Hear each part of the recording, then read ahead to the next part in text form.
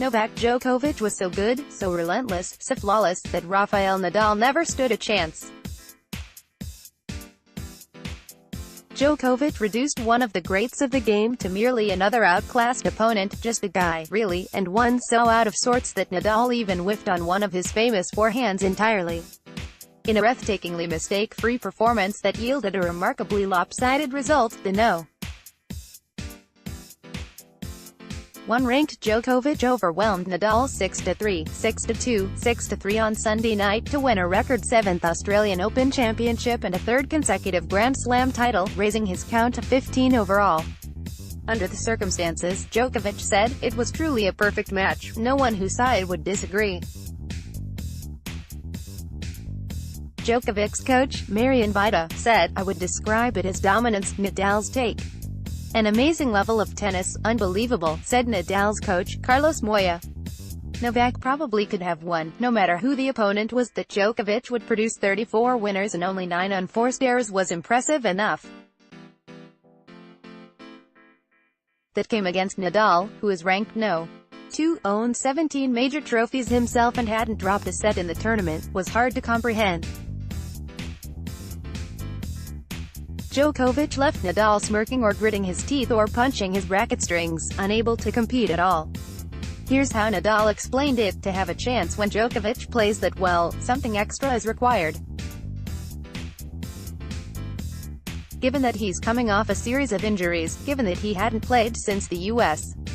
Open last September, Nadal couldn't raise his game. Then again, Nadal conceded, when the player did almost everything better than you can't complain much," so Djokovic added to previous triumphs in Melbourne in 2008, 2011, 2012, 2013, 2015 and 2016, along with 4 titles at Wimbledon, 3 at the U.S. Open and 1 at the French Open. He broke his tie with Roger Federer and Roy Emerson for most Australian Open men's titles. He also broke a tie with his idol, Pete Sampras, for third most Grand Slam trophies. Djokovic now only trails Federer, with 20, and Nadal. And he is gaining on them. Then there's this tidbit: Djokovic is the only man in tennis history to have a trio of 3 straight slam streaks. So let the talk begin about 4 majors in a row over 2 seasons, something Djokovic already managed to do from 2015-16. And, what's more, about a true Grand Slam, winning all 4 majors in 1 calendar year, which only has been done by 2 men, Donald Budge in 1938 and Rod Laver in 1962 and 1969. "I am aware that making history of the sport that I truly love is something special," the 31-year-old Serb said. "Of course, it motivates me." He surprised even himself with the way he recovered after problems with his right elbow derailed him. Djokovic sat out the last half of 2017. He tried to come back at the start of 2018 but was hampered by the elbow and lost in the 4th round in Melbourne. Soon after, he decided to have surgery. All that is in the past. He is once again at an elite level. If anything, the gap between him and the rest is growing right now. A year ago, could he have envisioned being here now? Not impossible, but highly unlikely. "I don't want to sound arrogant, but I always believe in myself," Djokovic said.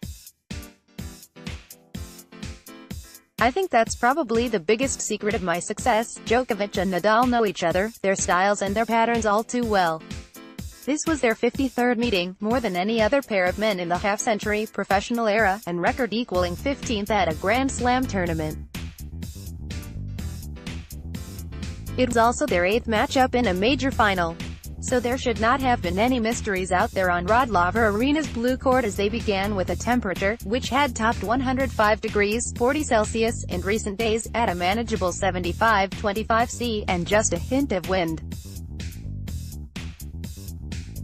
Right from the start, though, this shaped up nothing like their only previous Australian Open title match, back in 2012, which Djokovic won in 5 hours, 53 minutes, the longest Grand Slam final in history. Evenly matched as they were that night, this time was no contest. None whatsoever. It lasted a tad more than 2 hours. No ball, no matter how well struck, was out of Djokovic's reach. He slid and stretched and occasionally even did the splits, contorting his body to get wherever and whenever he needed. Djokovic grabbed 13 of the first 14 points, including all 4 that lasted 10 strokes or more. A trend was established. Of most significance, Nadal was broken the very first time he served Sunday. That gave Djokovic one more break of Nadal than the 0 that the Spaniard's 5 preceding opponents had managed. Nadal could make no headway on this day. Djokovic won each of the initial 16 points, he served in 25 of the first 26. One of the most important objectives for the match was to start off well and to bring in the right mindset and intensity, Djokovic said, and make sure that he also feels my presence. By the end of the second set, Djokovic had won nearly twice as many points, 59-30, made more winners, 23-14, and far fewer unforced errors, 20-4, while taking 14 of 17 points that lasted at least 10 strokes. The longest was a 22-shot point, which ended when Nadal netted a backhand to give Djokovic a set point at the end of the first. Djokovic raised his right fist and held it there while staring at his guest box. He was on the right path. Nadal could do nothing to stop him. At the moment, no one can. This week on Tennis Channel Plus, WTA Street. Petersburg, starting Monday, Jan. 28 at 5 a.m. Eastern Time. Catch live coverage of the St. Petersburg Ladies Trophy featuring Australian Open finalist Petra Kvitova and Maria Sharapova. WTA Hua Hin, top seed Garbine Muguruza headlines the field from Hua Hin. Watch every match of the Thailand Open, starting Monday, January 28 at 3 a.m. Eastern Time.